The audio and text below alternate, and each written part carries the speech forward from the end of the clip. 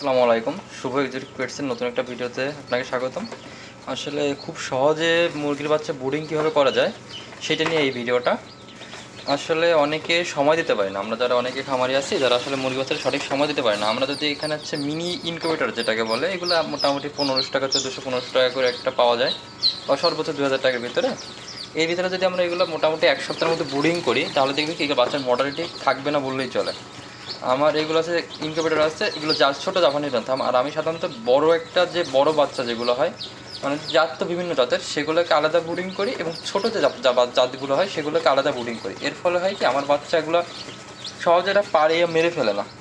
দেখেন এখানে কিন্তু আমার আছে হচ্ছে সেব্রাইডের বাচ্চা আছে, আর হচ্ছে জাপানিজ বান্থামের বাচ্চা আছে এইখানে। আর এইখানে আছে হচ্ছে আমার অন্য সব যে ব্রিডগুলো বড় যে বাচ্চাগুলো সাইজ ওইগুলো আছে। এখানে কিছু ব্রাহ্মা আছে, ওয়াইনডট আছে, এবং কিছু সিল্কের বাচ্চা আছে এইখানে। এবং সবগুলোকে কিন্তু আমি ইনকিউবেটরের ভিতরে রেখে দিয়েছি। এখানে নির্দিষ্ট একটা তাপমাত্রা দেওয়া আছে। এখানে মোটামুটি প্রথম আমি এখানে 36 ডিগ্রি দিচ্ছি, সাধারণত 35 ডিগ্রি হয়, কিন্তু আবহাওয়া ঠান্ডা, আমি এখানে 36 ডিগ্রি তাপমাত্রা এখন আপাতত রেখে দিয়েছি। এভাবে 3 দিন রাখবো, তারপর 35-এ রাখবো। আর এইখানে সাধারণত হচ্ছে আমি 7 দিনের মতো এর ভিতরে আমি বাচ্চাটা ব্রুডিং করবো। ব্রুডিং 7 দিন থাকলে এগুলো বাচ্চাটার গ্রোথটা মাশাআল্লাহ খুব সুন্দর চলে আসবে, এবং পাড়িয়ে মেরে ফেলার পরে সম্ভাবনাটা অনেক কমে যাবে।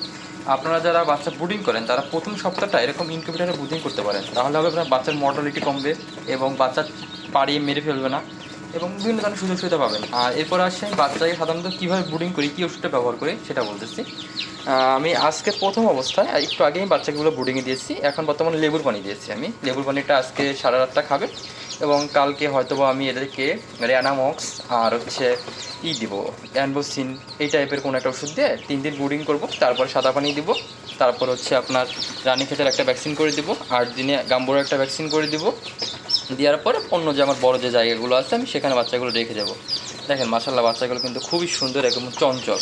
এবং এই বাচ্চাগুলো আমার ধারণা মতে যদি আল্লাহ তাআলা কোনো ধরনের ঝামেলা না দেয়, এখান থেকে মর্টালিটির হার একেবারেই 0% থাকবে।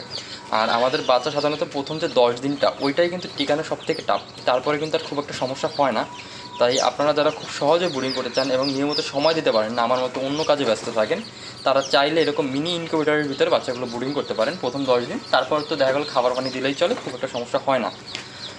আমি বলবো যারা নতুন উদ্যোক্তা আছে তাদের জন্য ভালো হয়। অনেকে কীভাবে বাচ্চা ব্রুডিং করতে হয় এটা জানেন না, যে বাচ্চার কীভাবে কত তাপ মেনটেন করতে হয় এটা নিয়েও ঝামেলা। সব কিছু মিলায় যাদের ঝামেলা, তারা দেখা গেল প্রথম অবস্থায় আপনি 2-3 দিন 36 ডিগ্রিতে তাপমাত্রা রাখলেন, পরবর্তীতে 35-এ নিয়ে আসলেন। এভাবে বাচ্চাগুলো ব্রুডিং করলে মাশাআল্লাহ কিন্তু বাচ্চাগুলো এগুলো মর্টালিটি থাকবে না বললেই চলে।